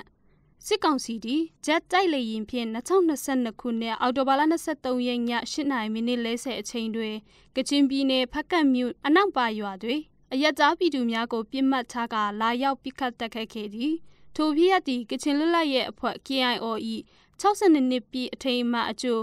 ဂီတဖြုတ်ဖြပွဲဖြစ်ကဖကတ်ဒေသနယ်ကချင်ပြည်နယ်ပြည်သူအများအပြားလာရောက်ကြည့်ရှုကြသည်ကချင်အမှုပညာရှင်များစီးပွားရေးလုပ်ငန်းရှင်များနဲ့အမျိုးသမီးအမျိုးသားကလေးများအပါအဝင်ပြည်မိပြည်သူ90ဦးထက်မနည်းယနေ့နနေ့ရရှိသောအချက်လက်အရတေဆုံးကနေရာထက်မနည်းထိခိုက်ဒဏ်ရာရရှိခဲ့သောကြောင့်ကျမတို့အလွန်ပြင်ဝန်းနေပူဆွေးနေကြရပါသည်ထိခိုက်ဒဏ်ရာရသူများကိုစေကူတိုင်ဖို့ရလဲလန်ခီရီစစ်ကောင်စီအနေနဲ့ပိတ်ဆို့တားဆီးထားခြင်းကြောင့်တေဆုံးမှုတွင်များပြားလာခြင်းဖြစ်သည်ထို့တို့အစိုးလိုက်ပြုံလိုက်တေဆုံးစေတော့လူမဆန်သည့်ဖက်စစ်အကြမ်းဖက်စီကောင်စီ၏လောက်ရသည်စနစ်တကျနှင့်ရည်ရွယ်ချက်ရှိအပြစ်မဲ့ပြည်သူတွေအပေါ်ပြစ်မှတ်ထားကျူးလွန်ခြင်းဖြစ်သည်၎င်းကျူးလွန်မှုသည်စစ်ရာဇဝတ်မှုကျူးလွန်ခြင်း war crime လူသားမျိုးနွယ်ကိုကျူးလွန်ခြင်း crime against humanity နဲ့လူမျိုးတုံးတပ်ဖြတ်ခြင်း genocide ဖြစ်သည်ဖြင့်အပြင်းအထန်ကန့်ကွက်ဆန့်ကျင်ရှုံချသည်ထို့ကဲ့သို့ဖက်စစ်အကြမ်းဖက်စစ်ကောင်စီအနေဖြင့်အပြစ်မဲ့ပြည်သူအစိုးလိုက်ပြုံလိုက်ကိုလေရင်နှင့်ဘုံကျဲတက်ခတ်တပ်ဖြတ်ခြင်းသည်ဤတကြိမ်တာမဟုတ်ဘဲအကြိမ်ကြိမ်ကျူးလွန်ခဲ့သည်ကြရှုံခဲ့ရသောပြည်သူများထိခိုက်ဒဏ်ရာရသောပြည်သူများတရားမျှတမှုရစေရဲ့အတွက်စစ်ကောင်စီကိုပြစ်ဒဏ်ကင်းလွတ်ခွင့်လုံးဝမရှိစေဘဲတာဝန်ယူတာဝန်ခံမှုရှိရမည်ဖြစ်သည်စစ်ကောင်စီ၏လေကြောင်းတိုက်ခိုက်မှုကြောင့်တိတ်ဆုံးခဲ့ရသည့်ပြည်သူများအတွက်ဝန်နေကြောင်ထုတ်ပြန်ကြေညာချက်2022ခုနှစ်အောက်တိုဘာလ28ရက်2022ခုနှစ်အောက်တိုဘာလ23ရက်နေ့ညပိုင်းတွင်ကချင်ပြည်နယ်ဖကတ်မြို့နယ်အနောက်ပါ၌ကချင်လွတ်မြောက်ရေးအဖွဲ့ KIO တီထောင်ခြင်းအထိတ်အမှတ်ပွဲကျင်းပနေစဉ်စစ်ကောင်စီ၏လေကြောင်းပစ်ခတ်တိုက်ခိုက်မှုကြောင့်အထိတ်အမှတ်ပွဲတက်ရောက်နေသည့်ပြည်သူများအမှုပညာရှင်များစီးပွားရေးလုပ်ငန်းရှင်များနဲ့ KIO အရာရှိအရာထမ်းများတည်ဆုံခြင်းတန်ရာရခြင်းများစွာရှိခဲ့ကြောင်းကြားသိရပါသည်နေ့စစ်ကောင်စီ၏လေကြောင်းတိုက်ခိုက်မှုကြောင့်တေဆုံးသူများဒဏ်ရာရသူများအားလုံးအတွက်ရှမ်းပြည်ပြန်လည်ထူထောင်ရေးကောင်စီ RCSS အနေဖြင့်လွန်စွာဝမ်းနည်းမိပါကြောင်းထုတ်ပြန်ကြေညာပါသည်ဗဟိုအလုပ်အမှုဆောင်ကော်မတီရှမ်းပြည်ပြန်လည်ထူထောင်ရေးကောင်စီစစ်ကောင်စီဂျက်တိုက်လေယာဉ်ဖြင့်ပစ်ခတ်တိုက်ခိုက်မှုကြောင့်အသက်ဆုံးရှုံးရသောအပြစ်မဲ့ပြည်သူလူထုများအမှုပညာရှင်များနှင့် KIO KIA စစ်ဖက်အရပ်ဘက်ဝန်ထမ်းများအတွက်ဝမ်းနည်းကြောင်းတွန်းလွှာ2022ခုနှစ်အောက်တိုဘာ24ရက်စစ်ကောင်စီသည်ဒူးတို့၏စီးရေးနိုင်ငံရေးအခြေအနေမှာလက်ရှိအချိန်၌ပုံမဆိုးဝါးလာသည့်နှင့်အမျှစိတ်သက်ကြဆင်းပြီးစိတ်စင်ကလျာဖြစ်ကလက်နက်အားကိုဖြင့်အပြစ်မဲ့ပြည်သူလူထုအားဦးတည်တိုက်ခိုက်လာခြင်းကိုမြန်မာပြည်အနှံ့နေ့စဉ်ရက်ဆက်ပြုလုပ်လျက်ရှိသည်စစ်သားမပီတာပဲသူရဲဘောကြောင့်စွာဂျက်တိုက်လေယာဉ်များဖြင့်ညအချိန်များတွင်အလစ်အငိုက်တိုက်ခိုက်ခြင်းလက်နက်ကြီးများဖြင့်ရန်တမ်းပစ်ခတ်တိုက်ခိုက်ခြင်းများကိုအဓိကထားပြုလုပ်နေပြီးစစ်ရာဇဝမှုကျူးလွန်ခြင်းသည်လူသားမျိုးနွယ်အပေါ်ပြစ်မှုကျူးလွန်ခြင်းများအားအထင်အရှားတွေ့မြင်နေရပါသည်ဤကဲ့သို့သောစစ်ကောင်စီလုပ်ရများမှာတရက်ထက်တရက်ပိုပြီးဆိုးဝါးလာနေသောကြောင့်မြန်မာပြည်သူတရက်လုံးအနေဖြင့်အထူးတတိထားစောင့်ကြည့်ရန်လိုအပ်တဲ့ကဲ့သို့နိုင်ငံတကာကလည်းအထူးတတိထားစောင့်ကြည့်ပြီး အရေးယူဆောင်ရွက်တင်ဒီများကိုအမြန်ဆုံးအရေးယူဆောင်ရွက်ရန်လိုအပ်ပါသည်ထို့သူတိုင်းရင်းသားလူမျိုးလက်နက်ကင်တော်လှန်ရေးအဖွဲ့အစည်းများအနေဖြင့်လည်းအကြမ်းဖက်စစ်ကောင်စီမိစားတစ်ဖက်ရေမုံတစ်ဖက်လဲကွက်များကြားတွင်တွေးအေးမနေပဲအထူးသတိထားရမည့်အချိန်ဖြစ်တဲ့နေ့အညီစီလုံးညီညွတ်စွာဖြင့်လှုပ်တင်လှုပ်ထိုက်သည့်အလုပ်ကိုပြက်ပြက်တတ်တာတက်လန်ဆောင်ရွက်ရမည့်အချိန်ကာလလည်းဖြစ်ပါသည်2022ခုနှစ်အောက်တိုဘာ23ရက်နေ့ညနေ8:40ဝန်းကျင်အချိန်ခန့်၌ကချင်ပြည်ဖကတ်မြို့နယ်အနောက်ပါတွင်စစ်ကောင်စီကျက်တိုက်လေယာဉ်များဖြင့်လာရောက်ပစ်ခတ်တိုက်ခိုက်ခဲ့သောကြောင့် KIO နှင့်အထိမ်းအမှတ်ပြုလုပ်နေကြသောအပြစ်မဲ့အယက်သားပြည်သူလူထုများအမှုပညာရှင်များစီးပွားရေးလုပ်ငန်းရှင်များအပါအဝင်မိမိတို့၏မဟာမိတ် KIO KIA မှစစ်ဖက်အယက်ဖက်ဝန်ထမ်းအချို့အသက်ဆုံးရှုံးရမှုအပေါ်မိမိတို့ညီနောင်မဟာမိတ်သုံးဖွဲ့အနေဖြင့်များစွာဝမ်းနည်းကြေကွဲရပါသည်စစ်ကောင်စီအပြစ်မဲ့ပြည်သူလူထုအပေါ်ကျူးလွန်ထားသောစစ်ရာဇဝမှုများအတွက်ထိုက်တင်သောပြည်တံပေးရေးနှင့်ကျူးလွန်ခံရသူများဖက်မှတရားမျှတမှုကိုရရှိရန်မျှော်လင့်ပါကြောင်းဖော်ပြရန်မိမိတို့ညီနောင်မဟာမိတ်သုံးဖွဲ့မှဤဝမ်းနည်းကြောင်းတွန်းလွှာအားပေးပို့အပ်ပါသည်ညီနောင်မဟာမိတ်သုံးဖွဲ့ကချင်ပြည်ဖကအရေးဒေတာ၌ဘုံကျဲတပ်ဖက်မှုအပေါ်ကော်တူလေးတပ်မတော်မှထုတ်ပြန်ကြေညာချက်အော်တိုဘာ23ရက်နေ့2022ခုနှစ်ကဖကန့်ကြရဲ့တပ်မဟာ9နေမယ်အနောက်ပါတွေ KIO နဲ့အထိတ်အမှတ်ပွဲကျင်းပနေစဉ်အတွင်းအကြမ်းဖက်ကောင်စီမှဂျက်လေယာဉ်3စီးဖြင့်ဘုံကျဲတိုက်ခိုက်မှုကြောင့်ပွဲအတွေ့ရောက်ရှိနေသောပြည်သူနဲ့အမှုပညာရှင်များထိခိုက်ဒေဆုံးမှုများနဲ့တရားရရှိမှုအများအပြားဖြစ်ပေါ်ခဲ့ကြောင်းစိတ်မကောင်းဖွယ်ရာကြားသိရပါသည်ယခုကဲ့သို့အကြမ်းဖက်စစ်ကောင်စီမှပြည်သူများအပေါ်ရန်သူတစ်ဖွဲ့ပြစ်မှတ်ထားတိုက်ခိုက်နေမှုကြောင့်အပြစ်မဲ့ပြည်သူများထိခိုက်ဒေဆုံးတရားရရှိမှုများအပေါ်တွင်မိမိတို့ကော်တူလေးတပ်မတော်မှဆုံးရှုံးနစ်နာခဲ့ရသောမိသားစုများနဲ့အတူထပ်တူဝမ်းနည်းမိပါသည်အရိတ်သားပြည်သူများအပေါ်လူသားဆံမော်လေးမရှိဘဲအစုလိုက်အပြုံလိုက်ပြင်းထန်ရက်ဆက်စွာတိုက်ခိုက်သောအကြမ်းဖက်စစ်ကောင်စီ၏အပြုတ်အမူကိုမိမိတို့ကော်တူလေးတပ်မတော်မှအပေးအထန်ရှုံချကြောင်းနဲ့အကြမ်းဖက်ဖက်စစ်တပ်အားအပိပက်ဒီအထိတွန်းလှန်တိုက်ခိုက်သွားမည်ဖြစ်ကြောင်းကော်တူလေးတပ်မတော်မှပြည်သူများတို့ဂတိတစ္ဆာပြုအပ်ပါသည်စစ်ဦးစီးချုပ်စောနေသမျှဗဟိုစစ်ဌာနချုပ်ကော်တူလေးတပ်မတော်ရှမ်းပြည်နယ်အရှေ့ပိုင်းအထူးဒေသလေးငင်းချမ်းရေးနဲ့စီလုံးရေးကော်မတီထုတ်ပြန်ကြေညာချက်2022ခုနှစ်အောက်တိုဘာလ23ရက်နေ့ညကချင်ပြည်နယ်ဖကတ်မြို့နယ်အနောက်ပါဒေသတွေထိခိုက်ဒေဆုံးမှုဖြစ်ပွားခဲ့ကြောင်းတည်မီဒီယာများ၏ထုတ်ပြန်ချက်အရသိရှိရပါသည်ဖြင့်လွန်စွာတုံ့လွတ်မိပြီးကြာရစ်သူမိသားစုများနဲ့ထပ်တူဝမ်းနည်းမိပါသည်စစ်ပွဲဒဏ်ကြောင့်ပြည်သူများနေရက်စွန့်ခွာရ၍မိသားစုတကွဲတပြားဖြစ်စေပြီးအသက်ဆုံးရှုံးခဲ့ကြရပါသည်တိုင်းရင်းသားပြည်သူတရက်လုံးမျော်လင့်တောင့်တနေသောငြိမ်းချမ်းရေးကိုစောလင်စွာဖော်ဆောင်နိုင်ပါစေကြောင်းမျှော်လင့်ပါသည်2022ခုနှစ်အောက်တိုဘာလ26ရက်စစ်ကောင်စီဖကန့်အနံပါလီကြောင်းတိုက်ခိုက်မှုကိုကန့်ကွက်ရှုံချခြင်း2022ခုနှစ်အောက်တိုဘာလ23ရက်နေ့ည8:00ခွဲအချိန်တွင် KIO အထိမ်းအမှတ်အကြိုနေ့အဖြစ်ဖကန့်မြို့နယ်အနောက်ပါကျေးရွာနီးကျင်းပနေစဉ်အကြမ်းဖက်စစ်ကောင်စီတပ်မှလေကြောင်းဖြင့်လာရောက်ဘုံကျဲတိုက်ခိုက်ခြင်းကြောင့်မျိုးချစ်အာဇာနည်များအမှုပညာရှင်များနဲ့အပြစ်မဲ့ပြည်သူများထိခိုက်အသက်ဆုံးရှုံးရသည့်တဲ့ကြောင့်အထူးဝမ်းနည်းစိတ်ထိခိုက်ရပါသည်အကြမ်းဖက်စစ်ကောင်စီမှအပြစ်မဲ့ပြည်သူများအားယခုလိုလေကြောင်းဖြင့်ဘုံကျဲတိုက်ခိုက်တပ်ဖြတ်ခြင်းဟာပြင်းပြင်းထန်ထန်ကန့်ကွက်ရှုံချပါသည်ဒဏ်ရာရလူနာများအားဆေးဝါးကုသရန်ပိတ်ဆို့တားဆီးခံရကြောင်းလည်းကြားသိရပါသည်ဤစစ်ရာဇဝမှုအတွက်မင်းအောင်လှိုင်နှင့်မြန်မာစစ်ကောင်းဆောင်များ၌လုံးဝတာဝန်ရှိပါသည်အသက်ဆုံးရှုံးလိုက်ရသောမျိုးချစ်အာဇာနည်များအမှုပညာရှင်များနှင့်ပြည်သူများအားလုံးကိုမိမိတို့ကချင် Alliance ကချင်မဟာမိတ်အဖွဲ့မှအထူးလေးစားဂုဏ်ပြုမှတ်တမ်းတင်အပ်ပါသည်ကျန်းရဲ့သူမိသားစုများပေါ်၌အဖဖျားသခင်ထံမှအထူးနှင့်သိမ့်ခြင်းဆုကျေးဇူးတော်များခံစားရပါစေကြောင်းဆုတောင်းပေးလိုက်ပါသည်ကချင် Alliance Washington DC ကချင်ပြည်နယ်ပကမြို့အနောက်ပါတွေလေကြောင်းဖြင့်ထုစစ်ဆင်တိုက်ခိုက်မှုအပေါ် All Kachin Youth Union AKYUE တဘောထားထုတ်ပြန်ချက်2022ခုနှစ်အောက်တိုဘာလ23ရက်နေ့ညတွင်ဖကမြို့အနောက်ပါတွင်စစ်ကောင်စီတပ်မှလေကြောင်းဖြင့်မတရားထူးစစ်ဆင်တိုက်ခိုက်မှုကြောင့်အရက်သားပြည်သူများကချင်အမှုပညာရှင်များတေဆုံးသွားမှုအပေါ်ကျွန်ုပ်တို့အဖွဲ့အစည်းအနေဖြင့်ပြင်းထန်စွာကန့်ကွက်ရှုံချပါသည်ဤဖြစ်စဉ်ကြောင့်ကြာရှုံးသွားသောအရက်သားပြည်သူများကချင်အမှုပညာရှင်များ၏မိသားစုဝင်များနှင့်အတူ ကျွန်တော်တို့အဖွဲ့အစည်းအနေဖြင့်ထပ်တူဝန်နေမိပါသည်ထို့ကြောင့်ကျွန်တော်တို့ဩကချင်ယူနီယံ AKYU အဖွဲ့အစည်းအနေဖြင့်အောက်ပါအတိုင်းသဘောထားထုတ်ပြန်လိုက်ပါသည်တစ်စစ်ကောင်စီတပ်မှလေကြောင်းဖြင့်မတရားအကြမ်းဖက်ထူးစစ်ဆင်တိုက်ခိုက်မှုများသည့်အရက်သားပြည်သူအမြောက်အများကိုထိခိုက်နစ်နာသေဆုံးမှုများဖြစ်ပွားစေသောကြောင့်ထိုကဲ့သို့မတရားထူးစစ်ဆင်တိုက်ခိုက်မှုများထပ်မံမပြုလုပ်ရန်နှင့်ယခုဖြစ်စဉ်ကြောင့်ထိခိုက်ဒဏ်ရာရရှိသောအရိပ်သားပြည်သူများကိုဆေးကုသခံယူခွင့်တားဆီးပိတ်ပင်မှုများလုံးဝမပြုလုပ်ရန်၃နိုင်ငံတကာအဖွဲ့အစည်းများအနေဖြင့်ယခုဖြစ်ပွားခဲ့သောဖြစ်စဉ်အပေါ်အမှန်တကယ်ထိရောက်သောအရေးယူမှုများပြုလုပ်ဆောင်ရွက်ပေးရန်ဩကချင်ယူနီယံကချင်ပြည်နယ်ဖကတ်မြို့နယ်အနန့်ပါတွင်အယက်သားပြည်သူများအားဦးတည်ကာတိုက်လေရင်ဖြင့်ဘုံကျဲတိုက်ခိုက်မှုအပေါ်သဘောထားထုတ်ပြန်ချက်2022ခုနှစ်အောက်တိုဘာလ25ရက်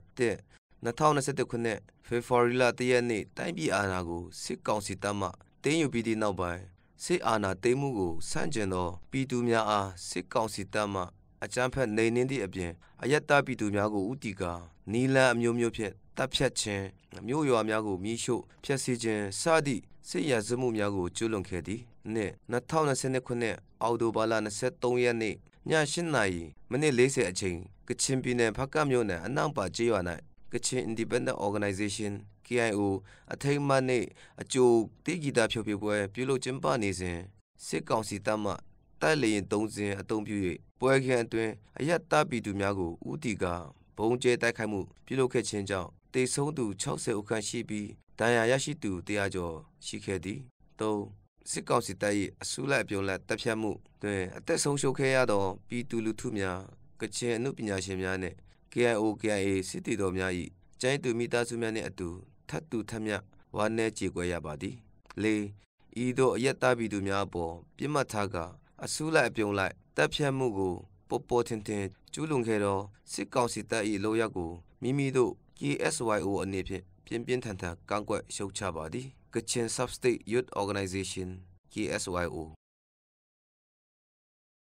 အနန့်ပါတိုက်ခိုက်မှုနှင့်ပတ်သက်၍မကာဒါတာ၏သဘောထားထုတ်ပြန်ကြေညာချက်2022ခုနှစ်အောက်တိုဘာလ23ရက်နေ့ဖကတ်မြို့နယ်အနန့်ပါတိုက်ခိုက်မှုသည်အယက်သားပြည်သူလူထုများကိုလေကြောင်းမှစစ်လေများသုံး၍ရွေချက်ရှိဖြင့်ပြစ်မှတ်ထားတိုက်ခိုက်နေခြင်းဖြစ်သည်ဖြင့်မိမိတို့မကာတာတာမှပြင်းထန်စွာရှုံချသည်၎င်းလုပ်ရသည်လူသားမျိုးနွယ်တစ်ခုလုံးကိုကျူးလွန်သောစစ်ရာဇဝတ်မှုဖြစ်သည်နှင့်၎င်းတိုက်ခိုက်မှုတွင်အသက်ဆုံးရှုံးခဲ့ရသည့်ကချင်တိုင်းသားအမှုပညာရှင်များပြည်သူများနှင့်ကချင်အမျိုးသားလွတ်မြောက်ရေးအဖွဲ့ KIO မှအရာရှိစစ်တီများနှင့်မိသားစုများနှင့်အတူထပ်တူကြေကွဲဝမ်းနည်းရပါသည်၃နှင့်မြန်မာနိုင်ငံရင်ဆိုင်နေရသည့်အထွေထွေအကျပ်အတည်းနှင့်တိုင်းရင်းသားပြည်သူများအလုံးခံစားနေရသည့်ဘေးဒုက္ခအလုံး၏အခြေခံပြဿနာသည်စစ်အာဏာသိမ်းမှုနှင့်စစ်အာဏာရှင်အစိုးရကြောင့်သာဖြစ်သည်ဖြင့်၎င်းပြဿနာကိုတိုင်းရင်းသားပြည်သူလူထုနှင့်အတူရပ်တည်ဖြေရှင်းတော်မူဖြစ်ကြောင်းထုတ်ပြန်ကြေညာအပ်ပါသည်ဗဟိုကော်မတီမြန်မာနိုင်ငံလုံးဆိုင်ရာကျောင်းသားများဒီမိုကရက်တစ်တပ်ဦး ABSDF ထုတ်ပြန်ကြေညာချက်60နှစ်ပြည့် KIO နှင့်အထိမ်းအမှတ်ပွဲအားမြန်မာစစ်ကောင်စီမှဘုံကျဲတိုက်ခိုက်ပြီးအရိပ်သားပြည်သူအမြောက်အများတေဆုံးခဲ့ရမှုအပေါ်ကရင်နီအမျိုးသားတိုးတက်ရေးပါတီ KNPP ၏သဘောထားထုတ်ပြန်ချက်2022ခုနှစ်အောက်တိုဘာလ23ရက်နေ့ည8နာရီခွဲကျော်အချိန်တွင်ကချင်ပြည်နယ်ဖကတ်မြို့နယ်ရှိကချင်လွတ်လပ်ရေးတပ်မတော် KIA တပ်မဟာ9နေမယ်အနန့်ပါဒေသ၌60နှစ်ပြည့်ကချင်လွတ်လပ်ရေးအဖွဲ့ KIO နှင့်အထိမ်းအမှတ်ဂီတပွဲဖြိုဖြေပွဲကျင်းပပြုလုပ်နေစဉ်မြန်မာစစ်ကောင်စီမှစစ်ဂျက်လေယာဉ်3စင်းဖြင့်လာရောက်ပုံကျဲခဲ့တဲ့ဖြင့်ကချင်အမှုပညာရှင်များအပါအဝင်ကချင်ပြည်သူများစုစုပေါင်း90ဦးထက်မနည်းတေဆုံးခဲ့ရပြီးလူဦးရေ100ကျော်ထိခိုက်ဒဏ်ရာရရှိခဲ့ကြောင်းကြားသိရပါဖြင့်ဂရီနီမျိုးသားတိုးတက်ရေးပါတီ KNPP အနေဖြင့်ဂျာရစ်တူမိသားစုများနှင့်၎င်းညီနောင်ခုခံတော်လှန်ရေးမဟာမိတ် KIO နှင့်၎င်းကချင်ပြည်သူတရက်လုံးနှင့်၎င်းထပ်တူဝန်းနေကြေကွဲရပါသည်နှင့်ထူကဲ့သို့စစ်ကောင်စီ၏လိုမဆန်သောအကြမ်းဖက်တိုက်ခိုက်မှုကိုဂရီနီမျိုးသားတိုးတက်ရေးပါတီ KNPP အနေဖြင့်ပြင်းပြင်းထန်ထန်ရှုံချပါသည်ပစ်ခတ်မှုဖြစ်ပွားခဲ့သည့်နေရာဒေသသည်စစ်ရေးလှုပ်ရှားမှုနှင့်စစ်ပွဲများဖြစ်ပွားနေသည့်နေရာဒေသမဟုတ်သည့်အတွက်စစ်ကောင်စီအနေဖြင့်တမင်တက်တက်အရေးသားများကိုပြစ်မှတ်ထားတိုက်ခတ်ခြင်းဖြစ်တယ်လို့စစ်ရာဇဝတ်မှုအားကျူးလွန်ခြင်းဖြစ်ကြောင်းထင်ရှားပါသည် တော့စစ်ကောင်စီတွေယခုလိုပြည်သူများအပေါ်ပြစ်မှတ်ထားတဲ့အကြမ်းဖက်တိုက်ခိုက်များကိုမိမိတို့ဂရနီလူထုများအပေါ်တွေ၎င်းကချင်ပြည်နယ်စကိုင်းတိုင်းချင်းပြည်နယ်ကရင်ပြည်နယ်နဲ့အခြားဒေသများတွေ၎င်းနေ့စဉ်ကျူးလွန်လျက်ရှိပါသည်60နှစ်ပြည့် KIO နဲ့အထက်အမှတ်ဂီတပွဲကိုတိုက်ခိုက်သည့်နေ့တွေပင်ဂရနီပြည်ရှိကုန်းတာစစ်ဆောင်စခန်းကိုလည်းစစ်ကောင်စီတပ်မှအမြောက်ဖြစ်ပစ်ခတ်ခဲ့တဲ့ဖြစ်အပြစ်မဲ့ပြည်သူတို့ဦးတေဆုံးခဲ့ရပြီးကလေးငယ်တို့အပါအဝင်2ဦးထိခိုက်ဒဏ်ရာရခဲ့ပါသည်လေမြန်မာတပ်မတော်မှ2021ခုနှစ်ဖေဖော်ဝါရီလ1ရက်နေ့တွင်တိုင်းပြည်အာဏာကိုတင်းယူပြီးသည့်အချိန်မှစ၍နိုင်ငံတော်တွင်ကြေကြေပြန့်ပြန့်ဖြစ်ပွားနေသောစစ်ကောင်စီ၏အရေးသားပြည်သူများအပေါ်တိုက်ခိုက်မှုများကြောင့်ပြည်သူ2300ထက်မနည်းတေဆုံးခဲ့ရပြီးတတန်းကျော်သည့်၎င်းတို့၏နေရက်ကိုစွန့်ခွာပြီးထွက်ပေးတင်းရှောင်နေရသလိုဆူရွာသောလူသားချင်းစာနာထောက်ထားမှုအကြအတိပေါင်းများစွာကိုလည်းရင်ဆိုင်ကြုံတွေ့နေရပါသည်ထို့အပြင်12000ထက်မနည်းသောပြည်သူများနိုင်ငံရေးတက်ကြွလှုပ်ရှားသူများနဲ့အသက်အခန့်နိုင်ငံရေးသမားများကိုလည်းမတရားဖမ်းဆီးချုပ်နှောင်ထားပါသည်ဤဖြစ်ရပ်မျိုးကိုနိုင်ငံတကာအဖွဲ့အစည်းများနဲ့နိုင်ငံတကာစုရများအနေဖြင့်လက်ပိုက်ကြည့်မနေသင့်တော့ပဲမြန်မာပြည်သူလူထုကိုကာကွယ်ရာလူငါပုံမထိရောက်သောအရေးယူဆောင်ရွက်မှုများကိုအမြန်ဆုံးပြုလုပ်တင်ပါကြောင်းဂရနီမျိုးသားတုတက်ရေးပါတီ KNPP မှအလေးအနက်တောင်းဆိုပါသည်ငါယခုလိုကချင်လူထုတရက်လုံးအတွက်အထူးဝန်းနေကျေကွဲရသည့်အခါသမယတွင်ဂရနီမျိုးသားတုတက်ရေးပါတီ KNPP အနေဖြင့်ကချင်လူထုနှင့်အတူတကွရိတ်တည်ပြီးအာဏာရှင်စနစ်မှန်သမျှအဖြစ်သက်ချိန်မုံရေးနှင့်တန်းတူရေးနှင့်ဒီမိုကရေစီရေးကိုအပြည့်အဝအာမခံပေးမည့်အနာဂတ်ဖက်ဒရယ်ဒီမိုကရေစီပြည်ထောင်စုတည်းပေါ်ထွန်းလာရေးတို့အတွက်လွတ်လပ်မှုနဲ့တရားမျှတမှုကိုလိုလားသောအင်အားစုအဖွဲ့အစည်းများနဲ့ဆက်လက်ပူးပေါင်းဆောင်ရွက်သွားမည်ဖြစ်ပါကြောင်းဤဝန်နေချင်းထုတ်ပြန်ကြေညာချက်ကိုထုတ်ပြန်အပ်ပါသည်ပါတီဗဟိုအလွတ်အမှုဆောင်ကော်မတီဂရနီမျိုးသားတုတက်ရေးပါတီရက်စွဲ2022ခုနှစ်အောက်တိုဘာလ24ရက်ဝန်နေချင်းနဲ့စစ်ကောင်စီအကြမ်းဖက်တိုက်ခိုက်မှုကိုရှုံချခြင်းတဲ့ဖကမျိုးနဲ့ဂန်စီအနီအနံပါကြီးရွာ၌အော်တိုဘာလ23ရက်နေ့ည KIO နှစ်ပတ်လည်အထိမ်းအမှတ်ပွဲကျင်းပနေစဉ်အကြမ်းဖက်စစ်ကောင်စီလေတပ်မှလူမဆန်ရက်ဆက်စွာဘုံကျဲတိုက်ခိုက်ခံရသောကြောင့်အသက်ဆုံးရှုံးရသောမိဘပြည်သူများအမှုပညာရှင်များစီးပွားရေးလုပ်ငန်းရှင်များနှင့် KIO KIA အမှုထမ်းများအတွက်မိမိတို့များစွာစိတ်ထိခိုက်ယူကြုံမရဖြစ်ရပါသည်နှင့်စကားစားတတ်မှဒဏ်ရာရရှိသူများကိုဖကံဘက်သို့ထွက်လာ၍မရအောင်ဂန်စီကျေးရွာအထက်ဂိတ်နေရာတွင်ပိတ်ဆို့ထားဆဲဖြစ်ပြီးတည်င်းအရင်မြစ်များပြောဆိုချက်အရတေဆုံးသူစီရင်80ကျော်ရှိလာပြီဖြစ်ကြောင်းလည်းသိရသည်3ရန်သူအချင်းချင်းတိုက်ခိုက်သည့်စစ်မြေပြင်မဟုတ်ပဲပြည်သူလူထုများစုဝေးသည့်နေရာကိုလူမဆန်ရဲဆက်စွာဘုံကျဲတိုက်ခိုက်သည့်မဲအွန်လိုင်းနှင့်မြန်မာစစ်ကောင်းဆောင်များကိုအပြင်းထန်ရှုံချပါသည်4ဤစစ်ရာဇဝမှုအတွက်တာဝန်အရှိဆုံးသူများအဖြစ်တာဝန်ယူရပါမည်နိုင်ငံတကာအဖွဲ့အစည်းများနဲ့အစိုးရများလည်းဤဖြစ်စဉ်နဲ့စစ်ကောင်စီ၏စစ်ရာဇဝမှုများကိုလျှို့ရှုမနေပဲအပြင်းထန်ဝိုင်းဝန်းအရေးယူကြရန်တိုက်တွန်းလိုပါသည်5အသက်ပေးဆက်ရသောအာဇာနည်များနဲ့ထိခိုက်ဒဏ်ရာရသူများအား Kachin Affairs Organization Japan မှလေးစားဂုဏ်ပြုမှတ်တမ်းတင်အပ်ပါသည်ကျန်းသူမိသားစုများနဲ့ထိခိုက်ဒဏ်ရာရသူများအပေါ်အဖဖျားခင်နှစ်သိမ့်ဆောင်မခြင်းခံစားရပါစေကြောင်းနဲ့ကျွန်ုပ်တို့ကချင်တမျိုးသားလုံးစက်သက်တဘူကျိုးပန်းတော်ဖြစ်ကြောင်းကြေညာအပ်ပါသည်လေးစားစွာဖြင့်ကချင်အမျိုးသားရေးရာအစည်းအရုံး Kachin Affairs Organization Japan ထုတ်ပြန်ကြေညာချက်2020ခုနှစ်အောက်တိုဘာလ23ရက်ည8:30မိနစ်30အချိန်ကန်စီကျေးရွာအုပ်စုအနံပါတွင်စုတောင်းပွဲနဲ့ဖျော်ဖြေရေးအစီအစဉ်ပြုလုပ်နေစဉ်တိုက်လေရင်များဖြင့်လာရောက်ပစ်ခတ်မှုကြောင့်အပိမဲ့ဘာသာရေးဆရာများဂီတအနုပညာရှင်များစီးပွားရေးလုပ်ငန်းရှင်များအပါအဝင်အရေးသားပြည်သူ54ဦးတေဆုံးပြီးအယောက်100ကျော်ဒဏ်ရာရရှိခဲ့သည့်ဆူရွာလာသောဤအဖြစ်အပျက်အပေါ်ရုပ်ကျုံးမရဝမ်းနည်းကြေကွဲမှုဖြစ်မိပါကြောင်းနဲ့နောက်နောင်တွင်ဤကဲ့သို့သောလုံရက်နှင့်ဖြစ်ပျက်မှုများထပ်မံမဖြစ်စေရန်ထုတ်ပြန်လိုက်ပါသည်အသက်ဆုံးရှုံးခဲ့ကြသူများ၏ကြာရစ်သောမိသားစုနှင့်ထပ်တူဝမ်းနည်းပါကြောင်းနဲ့၎င်းမိသားစုများအပေါ်တွင်ထာဝရဘုရားသခင်ထံမှငြိမ်သက်ခြင်းနှစ်သိမ့်ခြင်းခံစားရပါစေကြောင်းဆုတောင်းမေတ္တာပို့သပါသည်ကချင်မျိုးသားများအတိုင်ပင်ခံအဖွဲ့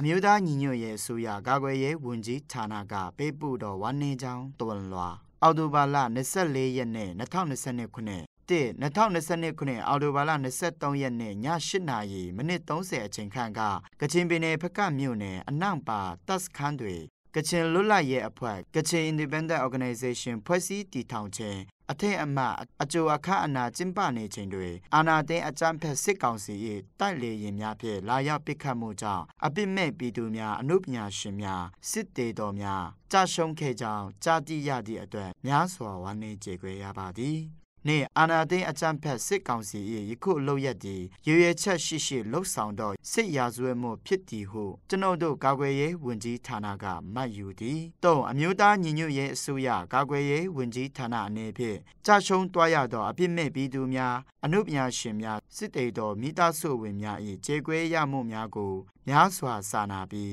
ယခုကဲ့သို့အဖြစ်ဆိုးမျိုးနိုင်ငံတော်၏မြည်သည့်အဆက်အပိုင်းတွေမှထပ်မံမဖြစ်ပွားစေရန်မဟာမိတ်အဖွဲ့အစည်းများနဲ့လက်တွဲညီစွာဖြင့်အကြမ်းဖက်စစ်အာဏာရှင်စနစ်အမြင့်တက်သည့်အထိတော်လှန်တိုက်ခိုက်သွားမည်ဖြစ်ကြောင်းကတိပြုရန်ဤဝမ်းနည်းကြောင်းတူဝန်လွှာကိုပေးပို့အပ်ပါသည်ကာကွယ်ရေးဝန်ကြီးဌာနအမျိုးသားညီညွတ်ရေးအစိုးရ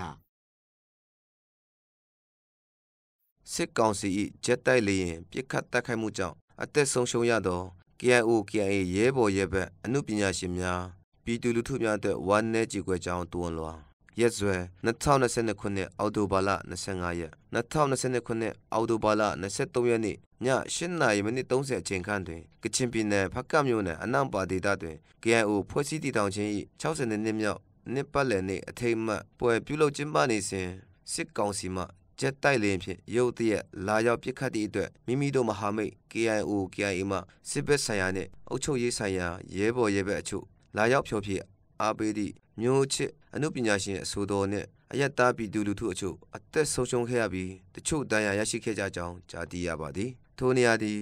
တိုက်ပွဲဖြစ်ပွားရာဒေသမဟုတ်ပဲ KIO ဖွဲ့စည်းတည်ထောင်ခြင်း၏60နှစ်မြောက်နေ့ထူးနေ့မြတ်ကျင်းပနေသည့်အချိန်တွင်စစ်ကောင်စီမှအခွင့်ကောင်းယူကာဂျက်တိုက်လေယာဉ်ဖြင့်လာရောက်ဘုံကျဲတိုက်ခိုက်ခြင်းသည်လူသားမဆန်သည့်လုပ်ရဖြစ်သည်ဟုမြင်မိပါသည်ဤဖြစ်စဉ်ကြည့်ခြင်းအပြင်မိမိတို့အဖိနှိတ်ခံတိုင်းသားပြည်သူများကိုမိမိတို့မျှော်မှန်းချက်ဖြစ်သည့်တန်းတူရေးနှင့်ကိုယ်ပိုင်ပြဋ္ဌာန်းခွင့်အပြည့်အဝရှိသည့်ဖက်ဒရယ်ပြည်ထောင်စုကိုတည်ဆောက်ရန်အတွက်စီယုံညီညွတ်မှုဖြင့်လက်တွဲညီ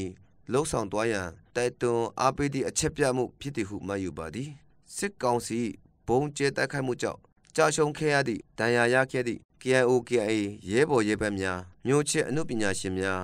အပြစ်မဲ့အယက်သားပြည်သူများအတွက်ကျိုင်းသူမိသားစုများနှင့်၎င်းမဟာမိတ် KIO KIA နှင့်၎င်းကချင်ပြည်သူလူထုတရက်လုံးနှင့်၎င်းထပ်တူ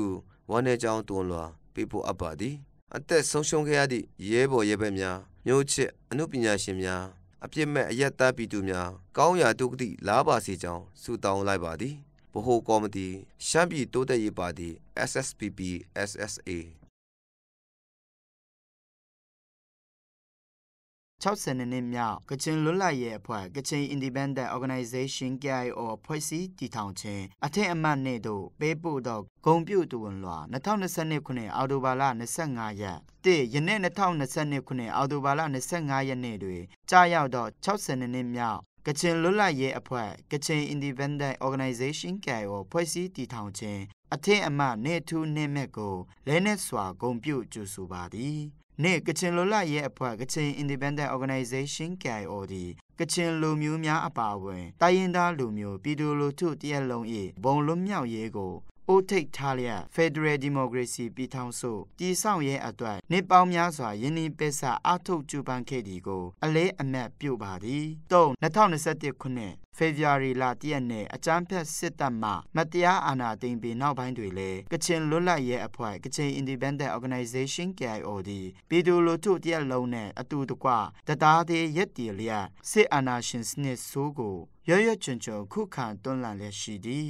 လေ2022ခုနှစ်အောက်တိုဘာလ23ရက်နေ့ည8:30မိနစ်30အချိန်ခန့်ကချင်ပြည်နယ်ဖကတ်မြို့နယ်အနှံ့ပါဈေးဆိုင်တန်းစခန်းငယ်တွေကချင်လွတ်လပ်ရေးအဖွဲ့ကချင် Independent Organization KIO ဖွဲ့စည်းတည်ထောင်ခြင်းအထက်အမှတ်အကျိုးတေဂီတဖျော်ဖြေပွဲကျင်းပနေစဉ်အတွင်းအကြမ်းဖက်စစ်အုပ်စုမှတိုက်လေရင်3စီးဖြင့်လာရောက်ပစ်ခတ်မှုကြောင့် အပြစ်မဲ့ပြည်သူများတေဆုံးထိခိုက်ဒဏ်ရာရသည့်ဖြစ်စဉ်ကိုလည်းမိမိတို့ကာကွယ်ရေးဝန်ကြီးဌာနအနေဖြင့်များစွာဝန်းနေယူကျုံမရဖြစ်ရပါသည်ငါကချင်တော်လှန်ရေးခီးနှစ်ပေါင်း60ကျော်အတွင်းအသက်တွေးချွေးဆေးစိမ်များစွာဆွလွတ်ပေးဆက်ခဲ့ကြသောကချင်မျိုးသားခေါင်းဆောင်များနှင့်တကွရဲဘော်များကချင်ပြည်သူများအားလုံးကိုလည်းလဲနှက်ဂုဏ်ယူစွာညီညွတ်အလေးအမြတ်ပြုပါသည်6အမျိုးသားညီညွတ်ရေးအစိုးရကာကွယ်ရေးဝန်ကြီးဌာနအနေဖြင့်ကချင်လွတ်လပ်ရေးအဖွဲ့ကချင် Independent Organization KIO အပါအဝင်တော်လှန်ရေးအင်အားစုအားလုံးနဲ့လက်တွဲလျက်စစ်အာဏာရှင်စနစ်အမြင့်ဖြတ်ရေးနဲ့